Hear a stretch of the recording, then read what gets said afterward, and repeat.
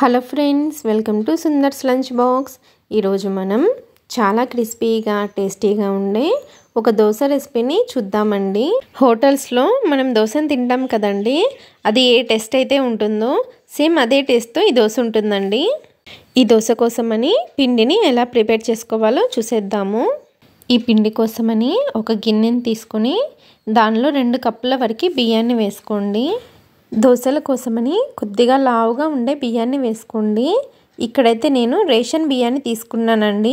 తర్వాత అదే కప్పుతో అరకప్పు వరకు మినపగుళ్ళని వేసుకోండి. అలాగే అరకప్పు వరకు పచ్చిశనగపప్పుని వేసుకోండి. పచ్చిశనగపప్పుని వేసుకోవడం వలన దోశ క్రిస్పీగా మంచి రంగుతో వస్తుందండి. అలాగే 1/2 టేబుల్ స్పూన్ వరకు మెంతుల్ని వేసుకోండి.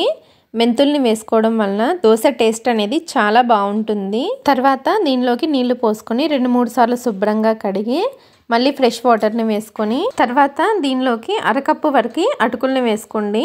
అటుకుల్ని వేసుకొని మూత పెట్టి ఒక 6 గంటలు ఈ పప్పుల్ని నాననివ్వాలి. పప్పులు 6 గంటలు నానిన తర్వాత ఒక మిక్సీ జార్లోకి వేసుకొని తగినన్ని వాటర్ని వేసుకొని కొద్దిగా బరకగా రవ్వగా ఉండేట్లు గ్రైండ్ చేసుకోవాలి. గ్రైండ్ చేసుకున్న తర్వాత పిండిని ఒక గిన్నెలోకి తీసుకొని కనీసం ఒక 2 నిమిషాలు చేత్తో బాగా కలుపుకోండి. ఇలా పిండిని చేత్తో కలుపుకోవడం వలన పిండి ఫర్మెంటేషన్ అనేది చాలా బాగా జరుగుతుందండి. ఇలా కలుపుకున్న తర్వాత పిండి పైన మూత పెట్టి కనీసం 8 గంటలు పిండిని పులియనివ్వాలి. 8 గంటల తర్వాత పిండి చూసారా ఎంత చక్కగా పులిసిందో. ఇప్పుడు ఈ పిండిని ఒకే డైరెక్షన్లో చక్కగా కలుపుకోండి. ఇప్పుడు ఈ పిండిలో రుచికి తగినంత ఉప్పు వేసుకుని కలుపుకోండి. మీరు కావాలంటే మీకు కావలసినంత పిండిని ఒక గిన్నెలోకి తీసుకొని రుచికి తగినంత ఉప్పు వేసుకొని బాగా కలుపుకొని మిగిలిన పిండిని ఫ్రిడ్జ్లో పెట్టుకోవచ్చండి. దీన్ని కలుపుకున్న తర్వాత దోశలు వేసుకోవడానికి దోశల ప్యాన్ పెట్టి కొద్దిగా నీళ్లు చిలకరించండి. తర్వాత ఆ వాటర్ని టిష్యూతో తుడిచేసేసి కొద్దిగా ఆయిల్ వేసుకొని ప్యాన్ అంతా అప్లై చేయండి. తర్వాత ఫ్లేమ్ని లోలో పెట్టుకొని తర్వాత మనం ప్రిపేర్ చేసుకున్న పిండిని 1 నుండి 1.5 గరిటెడు వేసుకొని మీకు ఎంత వీలైతే అంత పలచగా స్ప్రెడ్ చేసుకోండి. దోశను వేసుకున్న వెంటనే మంటని మీడియం ఫ్లేమ్లో పెట్టుకోండి. తర్వాత ప్యాన్ని అటు ఇటు తిప్పుతూ దోశని కాల్చుకోవాలి. దోశ పైన తడి అంతా ఆరిపోయిన తర్వాత కొద్దిగా నూనెను కానీ నెయ్యిని కానీ వేసుకొని ప్యాన్ని అటు ఇటు తిప్పుతూ దోశని ఎర్రగా కాల్చుకోవాలి. దోశ ఒకవైపు ఎర్రగా కాలిన తర్వాత రెండో వైపు కూడా తిప్పి 1 నిమిషం కాలనివ్వండి. దోశ రెండో వైపు కూడా కాలిన తర్వాత ఫోల్డ్ చేసి ప్లేట్లోకి తీసేసుకోవడమేనండి. చూసారు కదండి, చాలా క్రిస్పీగా టేస్టీగా ఉండే దోశల రెసిపీని. ఈ దోశలు అయితే కరకరలాడుతూ చాలా బాగుంటాయండి. తప్పకుండా ట్రై చేయండి. దోశలు నేను పల్లీ చట్నీతో సర్వ్ చేసుకున్నానండి. టేస్ట్ అయితే చాలా బాగుంది. మీరు కూడా తప్పకుండా ఒకసారి ట్రై చేయండి. ఓకే ఫ్రెండ్స్, ఈ దోశల రెసిపీ కనుక మీకు నచ్చినట్లయితే సుందర్స్ లంచ్ బాక్స్ ఛానల్ని లైక్ చేసి షేర్ చేసి సబ్స్క్రైబ్ చేసుకోండి. Thanks for watching. Hi friends, welcome to my channel. ఈరోజు మన వీడియోలో హోటల్ వాళ్ళు ప్రిపేర్ చేసే ఉల్లి పెసరట్టు దోశకి మంచి కాంబినేషన్గా ఉండే అల్లం చట్నీని ఎలా ప్రిపేర్ చేసుకోవాలో చూద్దాము. ఈ అల్లం చట్నీ బ్రేక్ఫాస్ట్లోకైనా కానీ డిన్నర్లోకైనా కానీ చాలా బాగుంటుందండి. ఒక్కసారి ట్రై చేయండి, చాలా చాలా టేస్టీగా ఉంటుంది. మీరు కూడా తప్పకుండా ట్రై చేయండి. ఇక లేట్ చేయకుండా హోటల్ వాళ్ళు ప్రిపేర్ చేసే ఈ అల్లం చట్నీ దోశని ఎలా ప్రిపేర్ చేసుకోవాలో వీడియోలోకి వెళ్ళి చూసేద్దాము. ఫస్ట్ అల్లం చట్నీని ఎలా ప్రిపేర్ చేసుకోవాలో చూద్దామండి. ఈ అల్లం చట్నీని తయారు చేసుకోవడానికి స్టవ్ పైన ప్యాన్ పెట్టి 1 స్పూన్ వరకు ఆయిల్ని వేసుకొని వేడి చేసుకోండి. ఆయిల్ వేడైన తర్వాత 1/2 టీ స్పూన్ వరకు మెంతులు, 2 టేబుల్ స్పూన్లు మినపగుళ్ళు, 2 టేబుల్ స్పూన్లు పచ్చిశనగపప్పు, 1 టేబుల్ స్పూన్ జీలకర్ర ఇవన్నీ వేసుకొని పప్పుల్ని లో ఫ్లేమ్లో ఒక 2 నిమిషాల వరకు ఫ్రై చేసుకొని ఈ పప్పుల్ని 2 నిమిషాలు ఫ్రై చేసుకున్న తర్వాత దీనిలోనే 1 టేబుల్ స్పూన్ వరకు ధనియాలను వేసుకొని వీటిని కూడా కొంచెం ఫ్రై చేసుకోండి. ధనియాలని వేసిన తర్వాత 1 నిమిషం వరకు ఫ్రై చేసుకోండి. 1 నిమిషం ఫ్రై చేసుకున్న తర్వాత చూసారు కదా, ఈ సైజులో ఉన్న అల్లాన్ని తీసుకొని దానిపైన ఉన్న లేయర్ మొత్తం తీసేసి ఇలా చిన్న ముక్కలుగా కట్ చేసి వేసుకోండి. తర్వాత దీనిలోనే మీ కారానికి తగ్గట్లు 8 నుండి 10 ఎండుమిరపకాయలను వేసుకోండి. తర్వాత అల్లాన్ని ఎండుమిరపకాయల్ని కలుపుకుంటూ లో టు మీడియం ఫ్లేమ్లో ఒక 2 నిమిషాలు ఫ్రై చేసుకోండి. ఎండుమిర్చి అల్లం చక్కగా వేగిన తర్వాత ఇప్పుడు ఇందులోకి చిన్న నిమ్మకాయ సైజ్ అంతా చింతపండుని వేసుకోండి. అలాగే ఈ అల్లం చట్నీలోకి కొద్దిగా బెల్లాన్ని కూడా వేసుకోవాలి. 2 నుండి 3 స్పూన్ల వరకు బెల్లాన్ని వేసుకొని ఒకసారి బాగా కలిపేసుకొని ఈ బెల్లం అంతా కరిగేంత వరకు లో ఫ్లేమ్లో కలుపుకుంటూ ఉడికించుకోవాలి. బెల్లం చూసారా ఇలా చక్కగా కరిగిపోయిన తర్వాత ఇప్పుడు దీనిలోకి మీ రుచికి తగినంత ఉప్పును కూడా వేసుకోండి. అలాగే 7 నుండి 8 పొట్టు తీసిన వెల్లుల్లి రెబ్బలు కూడా వేసుకొని ఒకసారి అంతా కూడా బాగా కలిపేసుకోండి. ఇలా కలుపుకున్న తర్వాత దీనిలోకి ఒక పావు కప్పు నీళ్ళని వేసుకొని మళ్ళీ ఒకసారి కలిపేసేసి మూత పెట్టేసి ఈ నీళ్ళన్నీ కూడా చక్కగా దగ్గరకయ్యి నీళ్ళన్నీ ఎగిరిపోయేంత వరకు ఈ మిశ్రమం మొత్తాన్ని లో టు మీడియం ఫ్లేమ్లో ఉడికించుకోండి. 3-4 నిమిషాలకి నీళ్ళన్నీ ఎగిరిపోయి ఈ మిశ్రమం మొత్తం దగ్గర పడి ఉంటుంది. ఇప్పుడు స్టవ్ ఆఫ్ చేసేసి ఈ మిశ్రమం మొత్తాన్ని పూర్తిగా చల్లారనివ్వాలి. ఇది మొత్తం పూర్తిగా చల్లారిపోయిన తర్వాత మిక్సీ జార్లోకి తీసుకొని ఇందులోకి కొద్దిగా గోరువెచ్చగా ఉన్న నీళ్ళని వేసుకోండి. గోరువెచ్చగా ఉన్న నీళ్ళని వేసుకొని ఈ చట్నీని గ్రైండ్ చేసుకున్నారంటే మీకు ఈ చట్నీ వారం రోజుల పాటు పాడవకుండా ఫ్రెష్గా ఉంటుంది. చల్లటి నీళ్ళు కనుక వేసుకొని చట్నీని ప్రిపేర్ చేసుకుంటే చట్నీ నిలవ ఉండదు. అందుకోసమని కొంచెం గోరువెచ్చగా ఉన్న నీళ్ళని వేసుకొని ఈ చట్నీని బాగా మెత్తగా గ్రైండ్ చేసుకోవాలి. ఇలా బాగా మెత్తగా గ్రైండ్ చేసుకున్న చట్నీని గిన్నెలోకి తీసుకోండి. ఇలా గిన్నెలోకి వేసుకున్న తర్వాత మీరు కావాలంటే దీనికి తాలింపుని పెట్టుకోవచ్చు. తాలింపు లేకపోయినా కానీ ఈ చట్నీని ఇదే విధంగా సర్వ్ చేసుకోవచ్చు. తాలింపు కోసమని గిన్నెను పెట్టి దానిలో 1 స్పూన్ వరకు నూనెని వేసుకోండి. నూనె వేడైన తర్వాత దానిలోకి 1 స్పూన్ వరకు తాలింపు గింజల్ని వేసుకోండి. మినపప్పు, శనగపప్పు, ఆవాలు, జీలకర్ర ఇవన్నీ కలిపి 1 స్పూన్ వేసుకోండి. అలాగే ఒక ఎండుమిరపకాయని ఇలా సగానికి కట్ చేసి వేసుకోండి. పోపు దినుసులు ఎండుమిరపకాయని లో ఫ్లేమ్లో వేయించుకున్న తర్వాత దీనిలోకి 1 రెమ్మ వరకు కరివేపాకు కూడా వేసుకొని కరివేపాకు కూడా ఫ్రై చేసుకొని ఈ తాలింపు తెచ్చి మనం ముందుగా గ్రైండ్ చేసుకున్నాం కదండి ఆ అల్లం చట్నీలో వేసి కలుపుకోండి. చూసారు కదండి సూపర్ టేస్టీగా ఉండే హోటల్ స్టైల్ అల్లం చట్నీ ఇంట్లోనే రెడీ అయిపోయింది.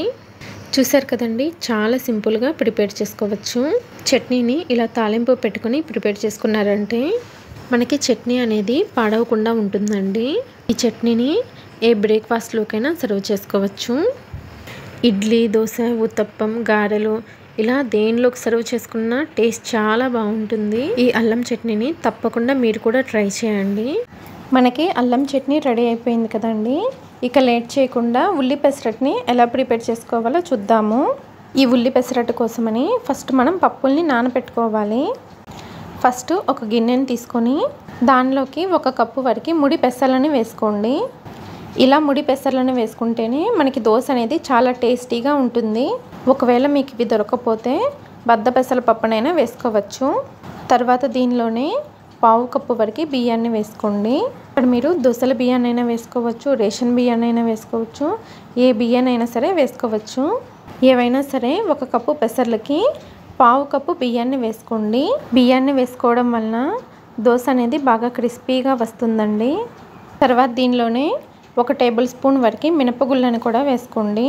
మినపగుళ్ళను కూడా వేసుకున్న తర్వాత ఇవన్నీ కూడా శుభ్రంగా 1-2 సార్లు కడిగేసి మళ్ళీ తిరిగి ఇందులో నీళ్ళని పోసుకొని ఈ పెసర్లని కనీసం 6 నుండి 8 గంటల వరకు నానబెట్టుకోవాలి.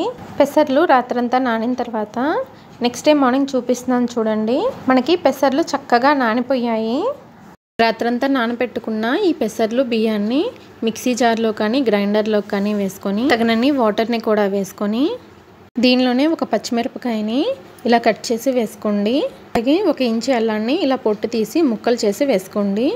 1 టీ స్పూన్ వరకు జీలకర్ర, రుచికి తగినంత ఉప్పును కూడా వేసుకోండి. పిండిని బాగా మెత్తగా గ్రైండ్ చేసుకోవాలండి. వాటర్ని మరీ ఎక్కువగా వేసేసుకోకండి. చూసారు కదా పిండిని ఇలా బాగా మెత్తగా గ్రైండ్ చేసుకున్న తర్వాత ఈ పిండిని ఒక గిన్నెలోకి తీసేసుకోవాలి. అయితే పిండిని కొద్దిగా గట్టిగా గ్రైండ్ చేసుకున్నానండి. అందుకని కొన్ని వాటర్ వేసుకొని కలుపుకుంటున్నాను. పిండి చూసారా, ఈ కన్సిస్టెన్సీలో ఉండాలి. ఇలా పిండిని కలుపుకోవాలి. ఇప్పుడు వెంటనే దోశల్ని వేసేసుకోవాలండి. మనం రెగ్యులర్ దోశ పిండిలాగా పక్కన పెట్టామంటే పిండి తొందరగా పులిసిపోతుంది, దోశ టేస్ట్ అంతా మారిపోతుంది.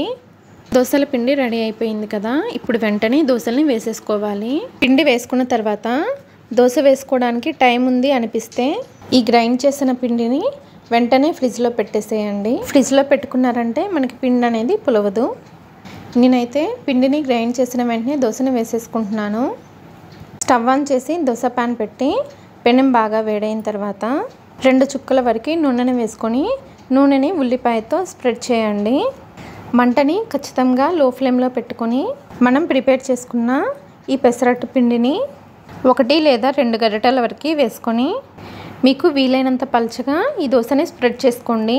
మంటని లో ఫ్లేమ్లో పెట్టుకొని వేసుకుంటే దోశ చక్కగా స్ప్రెడ్ అవుతుంది. దోశని ఇలా స్ప్రెడ్ చేసుకున్న తర్వాత దీనిపైన సన్నగా కట్ చేసిన ఉల్లిపాయ ముక్కల్ని వేసుకోండి. దీనిపైన 1 టీ స్పూన్ నుంచి 2 టీ స్పూన్ల వరకు నూనెని వేసుకొని దోశ ఒకవైపు చక్కగా కాలిన తర్వాత వీడియోలో చూపిస్తున్న విధంగా దోశని అటువైపు నుండి ఇటువైపు నుండి ఈ విధంగా ఫోల్డ్ చేసుకొని దీన్ని ఇంకొక వైపు కూడా తిప్పుకొని ఇంకొక వైపు కూడా చక్కగా ఈ దోశని కాల్చుకోండి. ఇలా ఫోల్డ్ చేసుకోవడం వలన లోపల ఉన్న ఉల్లిపాయలు చక్కగా ఉడుకుతాయి. అందుకోసమని దోశని ఫోల్డ్ చేసుకుని చక్కగా కాల్చుకోండి. దోశ మనకి 2 వైపులా కూడా చక్కగా కాలిన తర్వాత సర్వింగ్ ప్లేట్లోకి తీసేసుకోండి.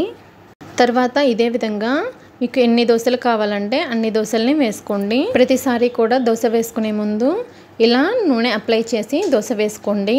ఇలా కనుక వేసుకుంటే మీకు అన్ని దోశలు కూడా పర్ఫెక్ట్గా వస్తాయి. ఇలా కావాల్సినన్ని దోశలు వేసుకొని మనం ప్రిపేర్ చేసిన అల్లం చట్నీతో సర్వ్ చేసుకోండి. చాలా చాలా టేస్టీగా ఉంటాయి. ఒకవేళ మీకు కనుక పిండి మిగిలితే ఈ పిండిని వెంటనే ఫ్రిడ్జ్లో పెట్టేసుకోండి. నెక్స్ట్ డే ఉదయాన్నే కూడా చక్కగా ఈ దోశల్ని వేసుకోవచ్చు. చూసారు కదా, ఉల్లి పెసరట్టుని హోటల్ స్టైల్లో ఇంట్లోనే ఎలా ప్రిపేర్ చేసుకోవచ్చు. ఇక లేట్ చేయకుండా ఈ ఉల్లి పెసరట్టు అల్లం చట్నీ రెసిపీని మీరు కూడా తప్పకుండా ట్రై చేసి మీ ఫీడ్బ్యాక్ని నాకు షేర్ చేయండి. ఇంకా మీకు నచ్చినట్లయితే నా ఛానల్ని లైక్ చేసి షేర్ చేసి సబ్స్క్రైబ్ చేసుకోండి. మీ ఫ్రెండ్స్కి రిలేటివ్స్కి షేర్ చేయండి. Thanks for watching. హాయ్ అండి, వెల్కమ్ టు మై ఛానల్. ఈరోజు మన వీడియోలో రాయలసీమ స్పెషల్ అయినటువంటి ఎర్రకారం దోశని ఎలా తయారు చేసుకోవాలో చూద్దాము. ఈ దోశ చాలా క్రిస్పీగా కారంగా చాలా బాగుంటుందండి. ఇక లేట్ చేయకుండా ఈ ఎర్రకారం దోశని ఎలా తయారు చేసుకోవాలో వీడియోలోకి వెళ్ళి చూసేద్దాము. ఒక బౌల్ తీసుకుని దానిలో 2 కప్పుల వరకు రేషన్ బియ్యాన్ని కానీ కొంచెం లావుగా ఉన్న బియ్యాన్ని కానీ వేసుకోవాలి. ఇడ్లీ బియ్యాన్ని అయినా వేసుకోవచ్చండి, ఇవి సూపర్ మార్కెట్లో దొరుకుతాయి. తర్వాత 1 కప్పు వరకు ఎర్ర బియ్యాన్ని వేసుకోండి. ఎర్ర బియ్యాన్ని వేసుకోవడం వలన దోశకి మంచి కలర్ వస్తుంది.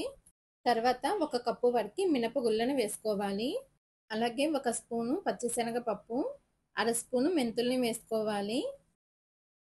తర్వాత వీటి మొత్తాన్ని 2-3 సార్లు శుభ్రంగా కడగాలి. తర్వాత ఈ వాటర్ని వంచేసేసి మళ్ళీ ఫ్రెష్ వాటర్ని పోసుకొని ఈ పప్పుల మొత్తాన్ని 5 నుండి 6 గంటలు నానపెట్టాలి. ఇవి నానిన తర్వాత చూపిస్తున్నాను చూడండి, పప్పులన్నీ చక్కగా నానిపోయాయి. ఇప్పుడు వీటిని గ్రైండ్ చేసుకోవడానికి ఒక మిక్సీ జార్ తీసుకొని నానపెట్టిన పప్పుల్ని మిక్సీ జార్లో వేసుకోవాలి. నేనైతే 2 సార్లుగా గ్రైండ్ చేస్తున్నానండి. తర్వాత సరిపడినన్ని నీళ్లు పోసుకొని బాగా మెత్తగా గ్రైండ్ చేసుకోవాలి. చూసారు కదా, ఇలా బాగా మెత్తగా గ్రైండ్ చేసుకున్న తర్వాత ఈ పిండిని ఒక గిన్నెలోకి తీసేసుకోవాలి. ఇలా పిండి మొత్తాన్ని గ్రైండ్ చేసుకున్న తర్వాత రుచికి తగినంత ఉప్పు వేసుకొని పిండిని 2 నిమిషాలు బాగా కలుపుకోవాలి. పిండిని ఇలా 2 నిమిషాలు చేత్తో కలుపుకోవడం వలన ఫెర్మెంటేషన్ బాగా అవుతుందండి. పిండిని ఇలా చేత్తో బాగా కలుపుకున్న తర్వాత ఈ పిండి పైన మూత పెట్టేసేసి 8 గంటలు లేదా ఒక ఫుల్ నైట్ అలా వదిలేసేయాలి. పిండిని రూమ్ టెంపరేచర్లోనే పులియనివ్వాలి. నేనైతే ఒక ఫుల్ నైట్ అలా వదిలేసానండి. పిండి చూసారా ఎంత చక్కగా పులిసిందో. ఇప్పుడు ఈ పిండిని ఒకసారి బాగా కలుపుకోండి. పిండి మరీ పలచగా ఉండకూడదు, అలానే మరీ గట్టిగా ఉండకూడదండి, జారుగా ఉండాలి. చూసారు కదా, ఇలా పిండిని కలుపుకున్న తర్వాత ఈ పిండిని పక్కన పెట్టేసేయండి. ఎర్రకారం దోశ పైన ఒక పౌడర్ని చల్లుతారండి. ఆ పౌడర్ని ఎలా తయారు చేసుకోవాలో చూద్దాము. దీనికోసమని మిక్సీ జార్లో 1/2 కప్పు వరకు శనగపప్పుని తీసుకోండి. చట్నీలో వేస్తాం కదండి శనగపప్పు, అవి తీసుకోవాలి. తర్వాత దీనిలోనే 7 నుండి 8 వెల్లుల్లి తీసుకుని బాగా మెత్తగా గ్రైండ్ చేసుకోవాలి. ఇలా గ్రైండ్ చేసిన ఈ పౌడర్ని ఒక గిన్నెలోకి తీసుకుని పక్కన పెట్టాలి.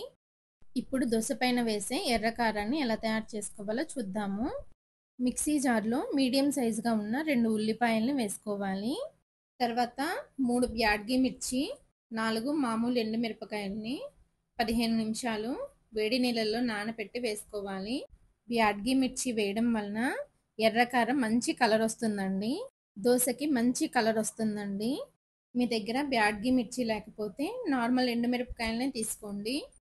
తర్వాత కొద్దిగా చింతపండును వేసుకోండి. అలాగే 1/2 టీ స్పూన్ జీలకర్ర, 1 టీ స్పూన్ తురిమిన బెల్లాన్ని వేసుకోవాలి.